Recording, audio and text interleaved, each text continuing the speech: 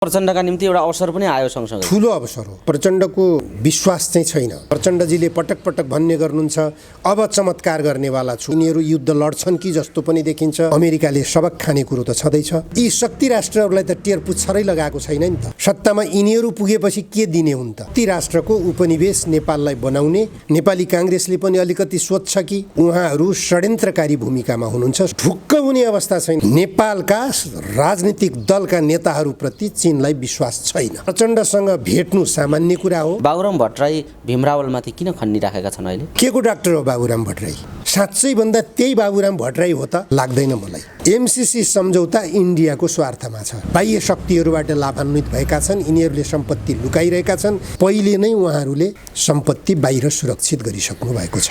सरकारले देशको बारेमा चिन्ता गर्ने कि एमसीसीको बारेमा चिन्ता गर्ने? म डाक्टर हुँ भन्ने चाहिँ मलाई लाग्दैन। उहाँले आफै मसँग पनि भन्नुभयो। त्यसले गर्दा भीम रावलको डाक्टर उपाधिमाथि उहाँले प्रश्न उठाउनुको कुनै औचित्य छैन। खानुभएको छ भने पनि कति खानुभएको छ भन्नुहोस्। नेपाली जनताले चन्दा उठाएर भयो भने तपाईँलाई त्यो तिरेर शेरबहादुर देउवा प्रधानमन्त्री र प्रचण्डजीले गोप्य रूपमा अमेरिकालाई गरेको पत्राचार के हो?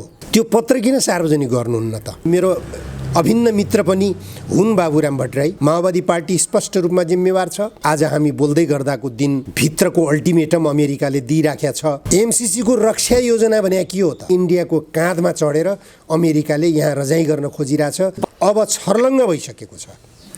पाण्डेजी, यो एउटा विषय छर्लङ्ग छँदैछ। यो त धेरै बहस पनि भइराखेको छ।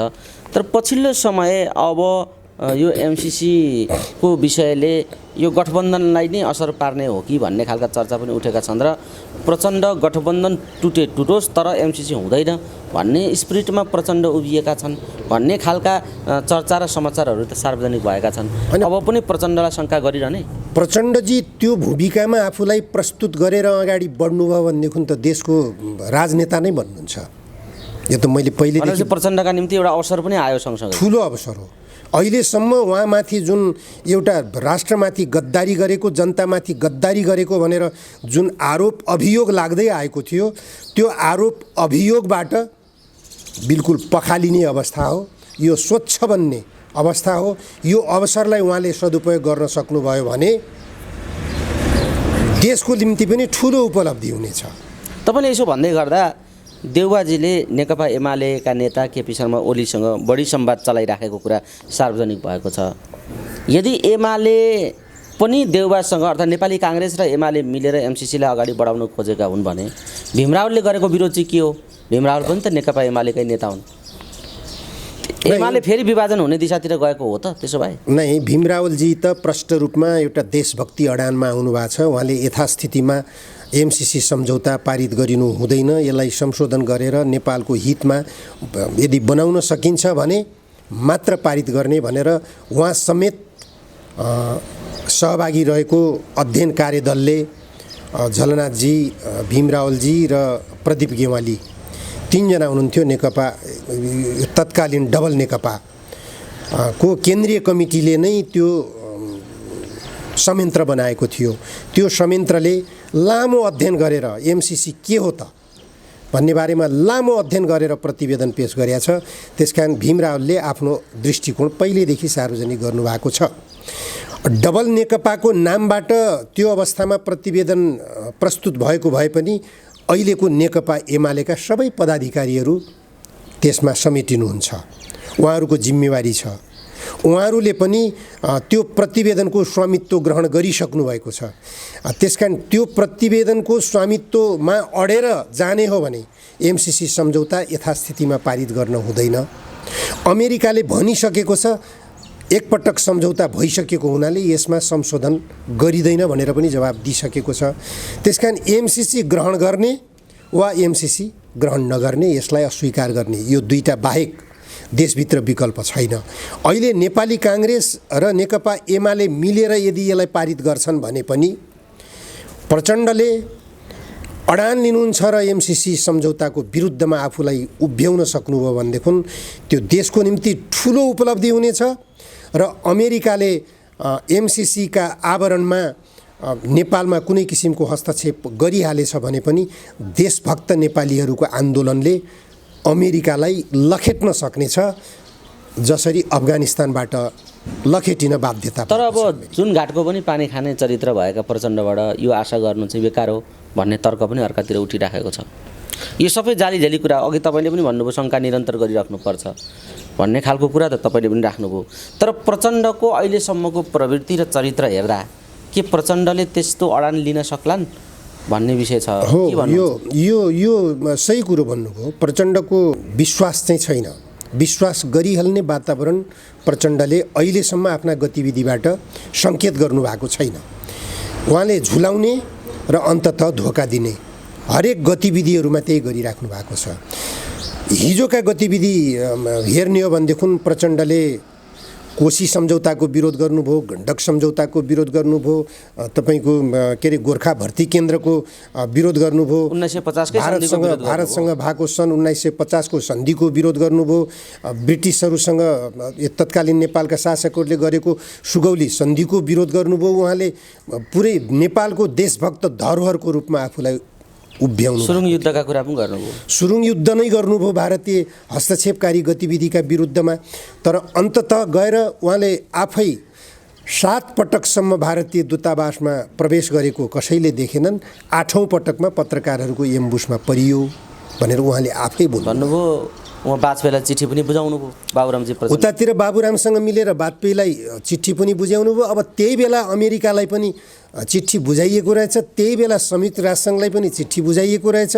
हामी युद्ध स्थगन गर्न चाहन्छौँ, युद्ध स्थगनको निम्ति हाम्रो ज्यान सुरक्षित हुनु पर्यो भन्ने हार गुहार उहाँहरूले विभिन्न मुलुकहरूसँग त्यो बेला गर्नुभएको रहेछ भारतमा बसेर भन्ने कुरा त आफै बाबुरामजीले नै खुलासा गर्नुभएको पछि आएर। र प्रचण्डजीले पनि त्यसलाई अस्वीकार गर्नुभएको छैन, त्यसको खण्डन गर्नुभएको छैन। त्यसकारण प्रचण्डजी पनि त्यसमा जोडिनुहुन्छ भन्ने कुरा स्पष्ट हुन्छ। त्यसले गर्दा प्रचण्डजीले धोका नदिनुहोला, देशको हितमा निर्णय लिनुहोला भनेर ढुक्क हुने अवस्था छैन। तैपनि राजनीति हो, राजनीतिले मान्छेलाई महत्त्वाकाङ्क्षी बनाउँछ। राजनीतिक महत्त्वाकाङ्क्षाबाटै मानिसले केही आफ्नो के चमत्कार देखाउने हो। प्रचण्डजीले पटक पटक भन्ने गर्नुहुन्छ, अब चमत्कार गर्नेवाला छु, अब चमत्कार हुनेवाला छ देशमा भन्दै आउनु भएको छ। अब त्यो चमत्कार उहाँले देखाउन चाहनुभयो भने देखाउन सक्नु पनि हुन्छ, किनभने उहाँलाई त विश्वास गरेका जनता अझै पनि परिवर्तन भएन भनेर कराइरहेका छन्, रोइरहेका छन्। आज जनयुद्धबाट 17,000 जनता मारिएका थिए। ती मारिएका जनतामा आश्रित परिवारहरूको अवस्था के छ, उनीहरूले के चाहेका थिए, उनीहरूलाई के सपना देखाइएको थियो, संविधानमा संविधानको प्रस्तावनामा गन्तव्य समाजवाद भनेर किन लेखिएको हो, यी सबै कुराहरूको प्रचण्डले यदि आत्मसमीक्षा गर्ने हो भने प्रचण्ड पूर्ण रूपमा अहिलेका आफ्ना गतिविधिहरूबाट रूपान्तरित भएर अगाडि आउनुपर्छ। देशभक्ति आन्दोलनको अगुवाई गर्नुपर्छ।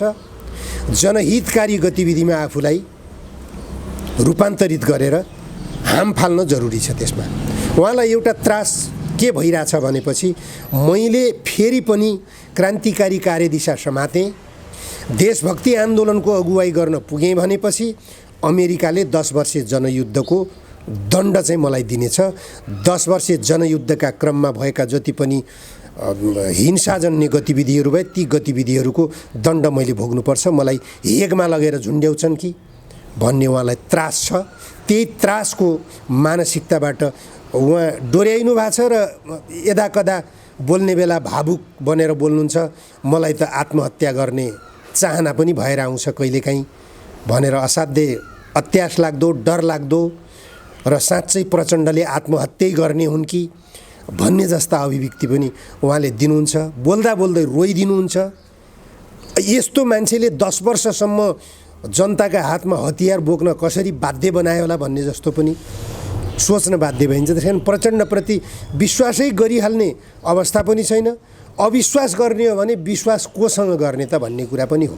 यिनै नेताहरूसँग विश्वास गर्ने। ठ्याक्कै यही बेला पाण्डेजी अन्तर्राष्ट्रिय मुलुकहरू विशेषतः अमेरिकादेखि बाहेक हाम्रा 2टा छिमेकी र अन्य मुलुकहरू के गर्दैछन् नेपालमा भन्ने कुरा चाहिँ यो 15-22 दिन 1 महिनाको स्थितिलाई हेर्ने हो भने अलि शून्यता जस्तो, सुनसान जस्तो स्थिति भइराखेका बेला अहिले फ्याट्टै फेरि चिनिया कम्युनिस्ट पार्टीका विदेश प्रमुखले प्रचण्डसँग भेटेका छन्। त्यहाँ के कुरा भयो भन्ने कुरा त अनुमान त गर्न सकिन्छ। तर ठ्याक्कै यही भयो भन्ने कुरा चाहिँ सार्वजनिक भएको छैन। यो भेटघाटलाई तपाईँले कसरी लिनुहुन्छ र अब यो एमसिसीको चर्चा जसरी उठेको छ यही बेला चिनियाहरू पक्षले पनि दबाब सिर्जना गर्न थालेको हो नेतृत्वमाथि, सरकारमाथि। अब यो चिनिया कम्युनिस्ट पार्टीका विदेश विभाग प्रमुख र प्रचण्डजी बिचमा संवाद भएको कुरो जानकारीमा त आयो, तर यो सामान्य रूपमा निरन्तर रूपमा संवाद हुँदै आएका कुराहरू हुन्। अब कम्युनिस्ट पार्टीको आवरणमा रहेका हुनाले यी नेताहरूप्रति चिनिया कम्युनिस्ट पार्टीले पनि विश्वास गर्नु स्वाभाविक हुन्छ। अमेरिका र चीनको सम्बन्ध, अमेरिका र भारतको सम्बन्ध, चीन र भारतको सम्बन्ध को कसीमा उभिएर नेपालले आफूलाई हेर्न जरुरी हुन्छ। चीन र अमेरिकाको एकातिर द्वन्द्व भइरहेको पनि देखिन्छ, यिनीहरू युद्ध लड्छन् कि जस्तो पनि देखिन्छ, तर यिनीहरू आपसमा संवाद पनि गरिरहेका हुन्छन्, एकले अर्काको शक्ति आकलन गरिरहेको हुन्छ। अस्ति भर्खरैको घटना तपाईँलाई जानकारी होला, जनवरी 24मा यो 2022 को जनवरी 24मा अमेरिकाले अत्याधुनिक लडाकु विमान चीनको समुद्र माथिबाट उडायो, तर त्यो समुद्रलाई त्यो विमानलाई, त्यो लडाकु विमानलाई चीनले समुद्रमा खसालिदियो। जनवरी 24 को कुरा गर्दैछु। त्यो खसालिसकेपछि चीनले त्यो खसालिएको विमान को ब्ल्याक बक्स निकालेर सम्भवतः अहिलेसम्म सुरक्षित राखिसक्या होला। अमेरिकाले के गर्न खोजेको थियो भन्ने कुरा, यस्ता घटनाहरू धेरै भइसकेका छन्। अमेरिकाले आफ्ना जासुसी विमानहरू पठाउने गरिरहेछ, तर अमेरिकाले प्रचार गर्दैन। आफूले जासुसी विमान पठाइसकेपछि त्यसलाई प्रचार गरेको छैन, तर ती विमानहरू दनादन चीनले खसालिरहेको छ समुद्रमा खसालेको कुरालाई चीनले पनि प्रचारमा ल्याएको देखिँदैन, तर यसपटकको प्रचारमा आयो। तर अमेरिकाले आरोप के लगायो त भनेपछि ताइवानको आकाशमा चीनले लडाकु विमान उडाइरहेको हुनाले चीनलाई सबक सिकाउनको निम्ति अमेरिकाले लडाकु विमान पठाएको हो भनेर अमेरिका बोल्यो, तर त्यो विमानलाई चीनले खसालिदियो। यसबाट पनि अमेरिकाले बुझेको हुनुपर्छ कि अमेरिकाको सबैभन्दा शक्तिशाली लडाकु विमान हो फेरि त्यो, जासुसी संयन्त्र जडित, उसको त्यो पखेटामै जासुसी संयन्त्रहरू जडित थिए भन्ने कुरो आइराखेको छ। त्यस्तो विमानलाई समेत चीनले खसालिदियो भनेपछि अमेरिकाले सबक खाने कुरो त छँदैछ। तत्कालीन अमेरिकाका राष्ट्रपति डोनाल्ड ट्रम्पले उत्तर कोरियाली राष्ट्रपति मुनसँग पटक पटक भेटवार्ता गरे। अहिले आएर उत्तर कोरियाली राष्ट्रले आफ्नो क्षेप्यास्त्र परीक्षण गरिरहेछ, संयुक्त राष्ट्रसङ्घले निषेध गर्दा गर्दै, अमेरिकाले खबरदारी गर्दा गर्दै यी शक्ति राष्ट्रहरूलाई त टेर पुच्छरै लगाएको छैन नि त। त्यसले गर्दा नेपालले स्पष्ट रूपमा अडान लिन नसक्नुको कारणले गर्दा चीनले के गर्न सक्छ त? अरू छोड्नुस् न, खासाको नाका त खोल्न तयार भइरहेको छैन चीन। किन खोलेको छैन? के चीनले नसकेर नखोलेको हो? होइन, नेपालका राजनीतिक दलका नेताहरूप्रति चीनलाई विश्वास छैन स्पष्ट रूपमा। त्यसकारण प्रचण्डसँग भेट्नु सामान्य कुरा हो, तर प्रचण्डप्रति चीनका कम्युनिस्ट पार्टीका नेताहरूले विश्वास गर्लान्, प्रचण्डले बोलेका कुराको विश्वास गर्लान् भनेर चाहिँ आशा गर्न सकिँदैन। पाण्डेजी, यो एउटा प्रसङ्ग यो भयो, अरू थुप्रै कुराहरू छन्। नेताहरू विभिन्न किसिमका आरोप प्रत्यारोपहरू गरिराखेका हुन्छन्, तर पछिल्लो समय अलिकति तल ओर्लिएर, हैसियतभन्दा धेरै तल ओर्लिएर गाली गलौज गर्ने, एक आपसमा हिलो छापाछाप गर्ने यो खालको परिपाटी पनि तीव्र बन्दै गइरहेको छ।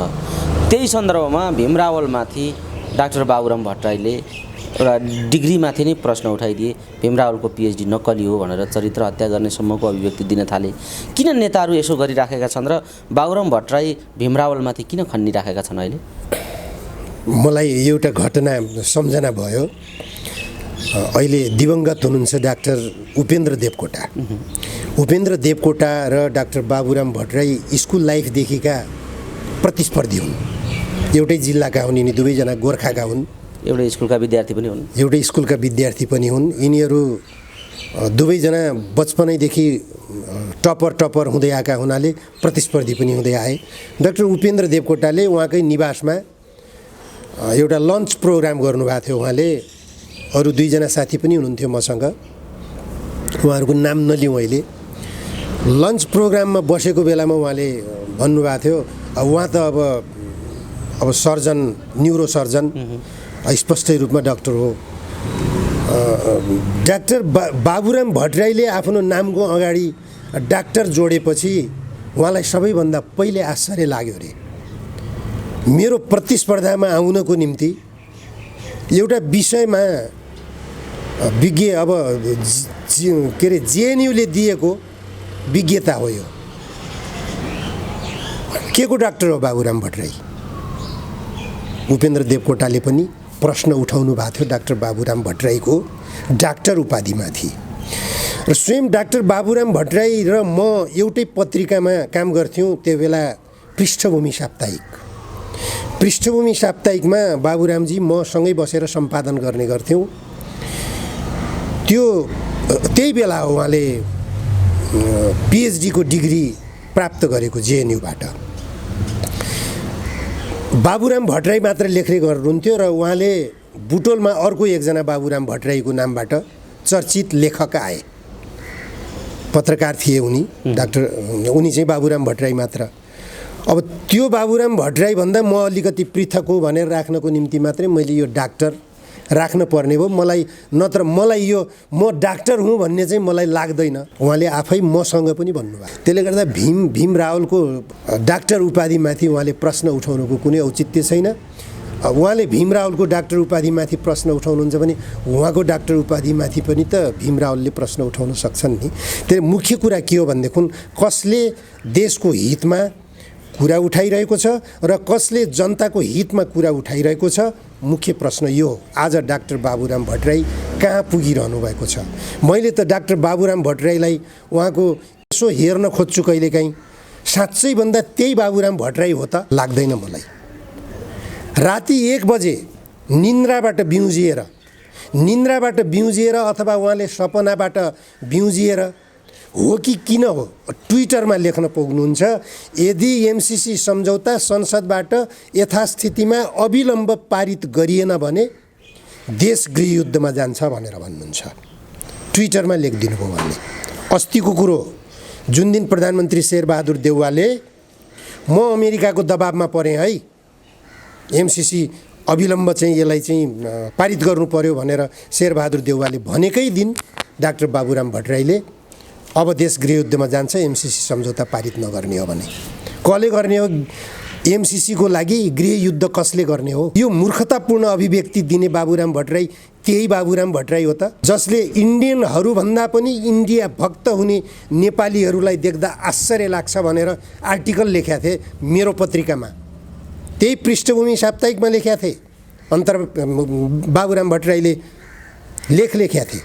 आज त्यही बाबुराम भट्टराई हो कि अर्को कोही बाबुराम भट्टराई हो जसले अमेरिकाको स्वार्थमा, अमेरिकाले नेपाललाई उपनिवेश बनाउन खोजिरहेको अवस्थामा अमेरिकाको उपनिवेश बनाउने प्रावधानहरू नै लेखिएको सम्झौता यहाँको संसदबाट पारित गर्नुपर्छ भनेर बोल्दैछ र उसैको नेतृत्वमा बनेको संविधानको धारा 279 मा स्पष्ट रूपमा यस्तै प्रकृतिका एमसीसी सम्झौता प्रकृतिका विदेशसँग, वैदेशिक शक्तिहरूसँग गरिने सन्धि सम्झौताहरू प्रतिनिधि सभाको साधारण बहुमतबाट पारित गरिनेछ भनेर लेख्न पनि सफलता हासिल गरेका छन्।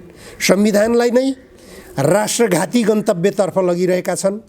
यिनकै नेतृत्वमा लेखिएको संविधान हो भनेपछि यी नक्कली बाबुराम हुन् जस्तो लाग्छ मलाई। हिजोका खास सक्कली बाबुराम जस्तो लाग्दैन मलाई। पाण्डेजी, यो टिप्पणीपछि अहिले एउटा भर्खरै एउटा नराम्रो अत्यन्त गम्भीर किसिमको समाचार सञ्चार माध्यममा देखिएको छ।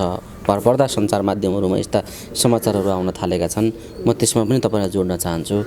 पछिल्लो समय केही दिन यता प्रधानमन्त्री र यो क्याबिनेटका मन्त्रीहरूको व्यापक रूपमा सम्पत्तिलाई लुकाउने एक्सर्साइज चाहिँ भइराखेको छ। सम्पत्ति लुकाउने ठुलो प्रयत्न र एक्सर्साइज चाहिँ अहिले बढेर गयो भन्ने खालको समाचार सार्वजनिक भएको छ।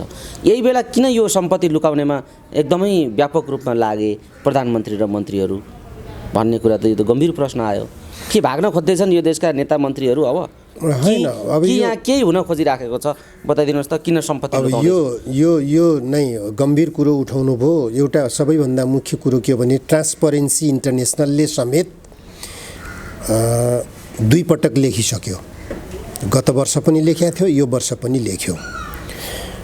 केपी ओली नेतृत्वको सरकार हुँदा पनि सर्वाधिक भ्रष्ट मुलुकको रूपमा सरकारी स्तरबाटै सरकारबाटै भ्रष्टाचार भएको मुलुक भनेर लेखेको थियो। यो वर्ष पनि लेख्यो, त्यही कुरो लेखेको छ, दोहोऱ्याएको छ। त्यसकारण अब सरकारी निकायबाटै भ्रष्टाचार भएका छन् भन्ने कुरा एउटा स्पष्ट छ।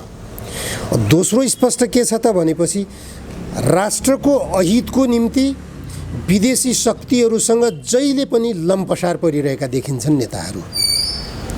यो बिना लेनदेन, बिना शुभलाभ यस्ता गतिविधिमा लम्पसार पर्दैनन् भन्ने मान्यता राख्छ नेपाली जनमतले। त्यो भावना छ नेपाली जनतामा। हिजो जब राज संस्था सक्रिय थियो, संवैधानिकको कुरा गरिरहेको छैन मैले, 46 सालतिर खुला मञ्चबाट नेताहरूले भन्ने गर्थे पम्फादेवी ठकुरीको नाममा स्विस ब्याङ्कमा खरबौँ डलर सम्पत्ति छ भनेर बोल्ने गर्थे। त्यो राष्ट्रियकरण गरिनेछ भनेर बोल्थे। पछि राज संस्थालाई सक्रियबाट निष्क्रिय अथवा संवैधानिकमा रूपान्तरित गरियो। त्यो सार्वजनिक गर्न सकेनन्। पम्फादेवी ठकुरी भनेको भन्ने कुरा सबैको मन मस्तिष्कमा थियो। तत्कालीन रानी ऐश्वर्यलाई किटानी साथ पम्फादेवी ठकुरी भन्ने गरिन्थ्यो। अझ सडकमा ढुङ्गा मुढा पनि भयो पम्फादेवी ठकुरी मुर्दाबाद भन्दै रानीका विरुद्ध। पशुपतिमा तीजको त्यो जो पञ्चमी व्रत हुन्छ त्यो व्रतको लागि जाने बेलामा त्यहाँ ढुङ्गा मुढा पनि भयो। अब न्यू रोडमा पनि रानी सवारी भइरहेको बेलामा 47 सालकै कुरा गर्दैछु मैले, त्यो बेला पनि ढुङ्गा मुढा भयो। त्यसकारण राज परिवारका सदस्यहरूको नाममा स्विस ब्याङ्कमा पैसा छ भन्ने प्रचार नेताहरूले गरेका थिए र नेताहरूले त्यो जनताको मन मस्तिष्कमा छाप पारेका थिए। तर खोइ त देखिएन नि त, देखाउन त सकेनन् नि त। अहिले त छरपष्ट भइराखेको छ। विभिन्न व्यक्तिहरूका नाममा स्विस ब्याङ्कमा रकम भएको देखिन्छ। विभिन्न नेताहरू, विभिन्न व्यापारीहरूका नामबाट चाहिँ अब ट्याक्स हेभेन मुलुकहरूमा चाहिँ लगानी गरिएका कुराहरू आइराखेका छन्। ती सबै गतिविधिहरूको छानबिन गर्नतर्फ नेपालका राजनीतिक दलका नेताहरू किन सक्रिय हुँदैनन्? सरकार किन सक्रिय हुँदैन? सरकारले त्यस्तो छानबिन गर्नको निम्ति किन कुनै संयन्त्र बनाउन तयार भइरहेको छैन? यी सबै गतिविधिहरूबाट देखिन्छ कि सरकारी निकायमा रहेर काम गरेका नेताहरू अथवा अहिलेका सत्ताको पहुँचमा रहेका नेताहरू बाह्य शक्तिहरूबाट लाभान्वित भएका छन्। यिनीहरूले सम्पत्ति लुकाइरहेका छन्। यिनीहरूले लुकाएको सम्पत्ति कुनै पनि बेला छानबिन हुन सक्छ, कुनै पनि बेला सत्ताले कोल्टे फेर्न सक्छ। त्यो अवस्थामा आफूहरूमाथि छानबिन हुन सक्छ भन्ने त्रास त पक्कै पनि हुने भयो नि यिनीहरूलाई। त्यसकारण पनि त्यो लुकाउने अभियानमा यिनीहरू जानु स्वाभाविक हो। तर अहिले मात्रै होइन, यिनीहरूले पहिलेदेखि नै लुकाउँदै आइरहेका छन्। तपाईँ घटनाक्रमहरूलाई हेर्दै जानुस् न। प्रचण्डजीले कुनै गम्भीर निर्णय गर्नु पर्यो भने त्योभन्दा पहिले अमेरिका भ्रमणमा जाने गर्नुभएको छ, त्योभन्दा पहिले सिङ्गापुर भ्रमणमा जाने गर्नुभएको छ, त्योभन्दा पहिले ब्याङ्कक भ्रमणमा जाने गर्नुभएको छ, त्योभन्दा पहिले भारतको भ्रमणमा जाने गर्नुभएको छ। यो प्रचण्ड मात्रै होइन, केपी ओलीको पनि त्यस्तो गतिविधि देखिएको छ। माधव कुमार नेपालको गतिविधि पनि त्यस्तो देखिएको छ। झलनाथ खनालजीको गतिविधि पनि त्यस्तो देखिएको छ। सँगसँगै शेरबहादुर देउवाको गतिविधि पनि त्यस्तै देखिएको छ। यी विभिन्न नेताहरूको गतिविधिहरू विदेश भ्रमणमा जाने, केही समझदारी बनाउने, नेपालमा आएर गतिविधि देखाउने गरिरहेबाट नै स्पष्ट हुन्छ कि पहिले नै उहाँहरूले सम्पत्ति बाहिर सुरक्षित गरिसक्नु भएको छ। हामी कुराकानीको अन्तिम चरणमा छौँ पाण्डेजी। फेरि पनि म अलिकति एमसिसीतिरै जोड्न चाहन्छु। यो एमसिसीमा अघिल्लो सरकारले लुकाएका थुप्रो दस्तावेजहरू, डकुमेन्टहरू हामीले भेट्यौँ भनेर झलनाथजीले सार्वजनिक अभिव्यक्ति दिनुभएको छ। यो कस्तो खालको अभिव्यक्ति हो? एउटा अर्को कुरा अब गठबन्धनको भविष्य कस्तो देख्नुहुन्छ बताइदिनुहोस् त। गठबन्धनको भविष्य जेसुकै होस्, गठबन्धनको भविष्य भने देशको भविष्य हो। अहिले देशको अवस्था के छ? सरकारले देशको बारेमा चिन्ता गर्ने कि एमसिसीको बारेमा चिन्ता गर्ने, अमेरिकाको स्वार्थको बारेमा चिन्ता गर्ने कि नेपाल राष्ट्रको नेपाली जनताको अवस्था बारेमा चिन्ता गर्ने? एमसिसी सम्झौता पारित भयो र एमसिसी सम्झौता लागू भयो, अमेरिकाको स्वार्थमा यहाँको कानुन रूपान्तरित भयो, यहाँको सरकार अमेरिकी सरकारको रूपमा एमसिसी सरकारको रूपमा रूपान्तरित भयो भनेपछि देश कता जाने हो? महत्त्वपूर्ण पक्ष त्यो। त्यसकारण झलनाथजीले जे भन्नुभएको हो त्यो पारदर्शी रूपमा आउन नसके पनि स्पष्ट छ। एमसिए कार्यालय खडा भएको छ। एमसिए कार्यालयले नेपाल राष्ट्रको ढुकुटी खर्च गरिरहेको छ। अमेरिकाको लागि जग्गा खरिद गरिरहेको छ अथवा एमसिसीको लागि। एमसिसी सम्झौतामा लेखिएको छ बौद्धिक सम्पत्ति अमेरिकाकै हुनेछ अथवा एमसिसीकै हुनेछ, नेपालको त हुने छैन। छर्लङ्ग छ कुरो। त्यसले गर्दा अब मैले अघि पनि भनिसकेँ, डाक्टर बाबुराम भट्टराई यो एमसिसी सम्झौतामा किन बाँधिनु भएको छ भन्ने सबभन्दा डरलाग्दो पक्ष यहाँ छ। उहाँले संविधानमै लेख्नु भएको छ, एमसिसी सम्झौतामै लेख्नु भएको छ। एमसिसी सम्झौतामा लेखिएको छ, सम्झौतामा लेखिएका विषय र नेपालको स्थानीय कानुन संविधान बाजेको खण्डमा सम्झौतामा लेखिएका शर्तहरू लागू हुनेछन्। उहाँले लेखेको सम्झौता हो। अनि संविधानमा के लेख्नु भएको छ? सामान्य बहुमतबाट पारित हुनेछ। संविधानमै लेख्नु भएको छ उहाँले बाजिएको विषय संविधान र कुनै सन्धि सम्झौताहरूमा लेखिएका शर्तहरू बाजिएको खण्डमा सन्धि सम्झौतामा लेखिएका शर्तहरू मान्य हुनेछन्। संविधानमै लेख्नु भएको छ उहाँले। अझ यो संविधान मातहतमा सन्धि सम्झौताका निम्ति ऐन बनाउन सकिनेछ भनेर लेख्नु भएको छ। त्यही संविधानको धारामा, त्यही धारामा टेकेर सन्धि ऐन बनाइएको छ। सन्धि ऐनमा त्यही लेखिएको छ। फेरि सन्धि ऐनमा लेखिएको छ कुनै सन्धि सम्झौता र नेपालको संविधान कानुन बाजिएको खण्डमा सन्धि सम्झौतामा लेखिएका शर्तहरू लागू हुनेछन्। त्यसकारण यो संविधान बनाउँदैखेरि डाक्टर बाबुराम भट्टराईले स्पष्ट रूपमा एमसिसी सम्झौताबाट गाइडेड भएर अथवा अमेरिकाबाट गाइडेड भएर, इन्डियाबाट गाइडेड भएर, म इन्डियाबाट पनि किन भन्छु भने एमसिसी सम्झौता इन्डियाको स्वार्थमा छ। सबैभन्दा बढी स्वार्थ अमेरिकाको होला। अमेरिकाको युद्ध नीतिको स्वार्थ हो, चीन विरुद्धको खेलको स्वार्थ हो अमेरिकाको। भारतको निम्ति नेपालको जलसम्पदा कब्जा गर्ने स्वार्थ हो। स्पष्ट छ। एमसिसी सम्झौताले नेपालको सबै जलसम्पदा भारतको कब्जामा दिइरहेको छ। त यस्ता सन्धि सम्झौताहरू गर्ने बेला डाक्टर बाबुराम भट्टराईले भारतबाट लाभ हासिल नगर्नु भएको होला, अमेरिकाबाट डलर हासिल नगर्नु भएको होला भनेर कसरी विश्वास गर्ने? यदि गर्नुभएको छैन भने खुलेर आउनुहोस् न त विरुद्धमा। खानुभएको छ भने पनि कति खानुभएको छ भन्नुहोस्। नेपाली जनताले चन्दा उठाएर भने तपाईँलाई त्यो तिरेर त्यो जन्जालबाट उन्मुक्त गराउन सक्छन् नेपाली जनताले राष्ट्रहितको निम्ति, यो देशलाई अमेरिकाको उपनिवेशबाट बचाउनको निम्ति, यो देशको जलसम्पदा भारतको कब्जामा जानबाट बचाउनको निम्ति। डाक्टर बाबुराम भट्टराईले यदि भारत र अमेरिकाबाट केही खाइसक्नु भएको छ भने पनि त्यो चन्दा उठाएर पनि बाबुरामलाई माथि उठाउन सक्छन्। किनभने बाबुराम भट्टराई नेपाली जनताले आशा गरेका, नेपाल राष्ट्रले लगानी गरेर पढाएर विद्वान बनाएका व्यक्ति हुन्। त्यसकारण उनले आफूलाई व्यक्तिगत रूपमा एउटा बाबुराम भट्टराई मात्र हुँ भनेर सोचेर जुन खालका अभिव्यक्तिहरू दिँदै हिँडिराखेका छन् यो नै दुर्भाग्यपूर्ण अवस्था हो। त्यसकारण एमसिसी सम्झौता अमेरिकाको स्वार्थ र भारतको स्वार्थ बाहेक नेपालको स्वार्थमा कहीँ पनि छैन। त्यसकारण नेपालले चाहेर, नेपालले बोलाएर एमसिसी आएको हो भन्ने यो मनगढन्ते प्रचारबाजी डाक्टर बाबुराम भट्टराईजी लगायतका केही बुद्धिजीवी आवरणका व्यक्तिहरूले जो गरिराखेका छन् त्यो सरासर गलत छ। त्यो गलत प्रचारबाजीबाट सबै बाहिर आउनु जरुरी छ। नेपाल राष्ट्रको हित सोच्ने हो, नेपाल राष्ट्रको हित एमसिसीबाट छैन। पाण्डेजी, जसरी यो सबै कुराको प्रपञ्च र षड्यन्त्रमा बाबुरामजी छन् भन्ने खालको तपाईँले सङ्केत दिएर कुरा गर्नुभयो, यसमा कमजोरी बाबुरामले बढी गरेका हुन् एमसिसीको सवालमा भन्ने जो विषय तपाईँले राख्नुभयो, कि अब अहिले बाबुराम जसरी प्रस्तुत भएका छन् र प्रचण्ड जसरी प्रस्तुत भएका छन्, यसले प्रचण्डलाई बाबुरामले बढी असुरक्षित गराइराखेका छन् भन्ने सन्देश जाँदैन? होइन, यो त स्पष्ट छ नि त। युद्धकाललाई नै हामीले सम्झिनुपर्छ। सबभन्दा पहिले युद्धकालमा बाबुरामजीलाई श्रम शिविरमा राखियो। किन राखियो? बाबुरामजी त्यो बेला त आतङ्कित थिए।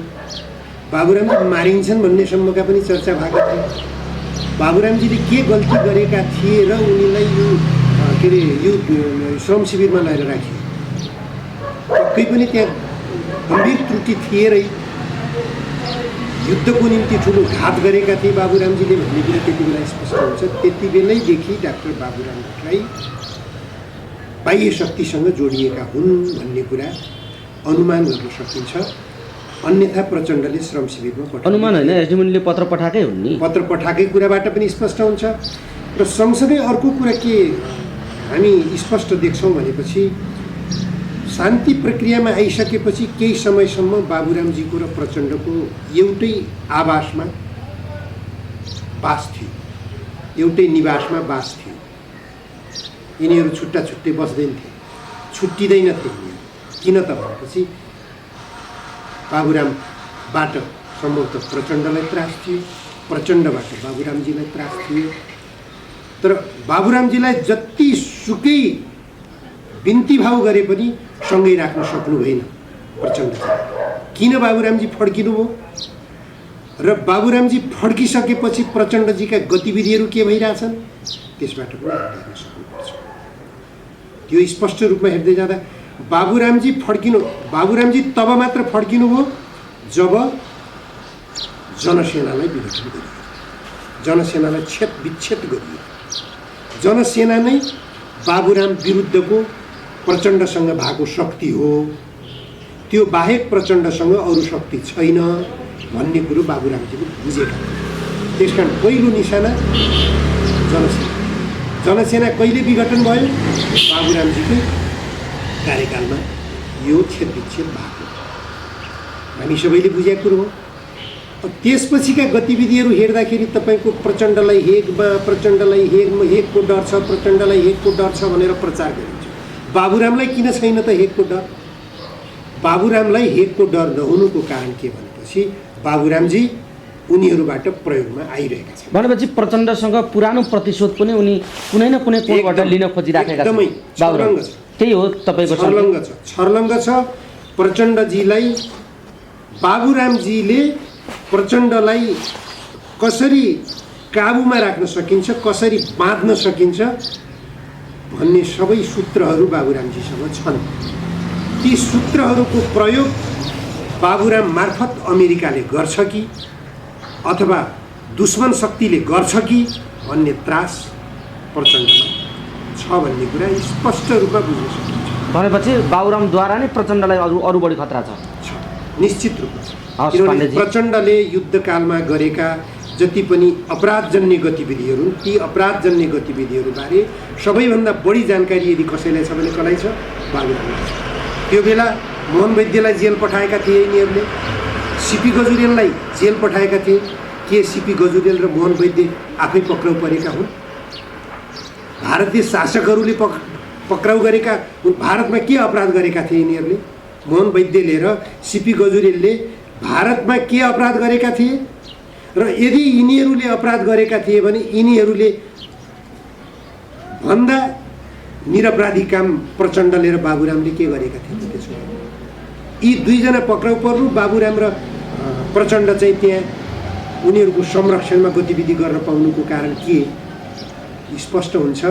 प्रचण्डका सबै गतिविधिहरू बाबुरामलाई थाहा छन्। बाबुरामले त्यो कुरो पुर्याइरहेका छन्। त्यसैबाट प्रचण्डजी त्रसित मानसिकतामा हुनुहुन्छ र बाबुरामको लगाममा हुनुहुन्छ। बाबुरामले उठ भने उठ, बस भने बस भन्ने अवस्थामा हुनुहुन्छ। अहिले अलग अलग पार्टीको अवस्थामा भए पनि वैदेशिक सम्बन्धका सवालमा प्रचण्डले आफूलाई स्वतन्त्र राख्न सक्नु भएको छैन भन्ने कुरा स्पष्ट रूपमा बुझ्न सकिन्छ। हवस् पाण्डेजी, समय दिनुभयो, विभिन्न गम्भीर विषयहरूको खुलासा पनि गरिदिनु भयो। यो समय र संवादका लागि यहाँलाई धेरै धेरै धन्यवाद। हस्, धन्यवाद ज्योतिजी र भ्रिकुटी अनलाइन टिभी परिवारलाई पनि धन्यवाद।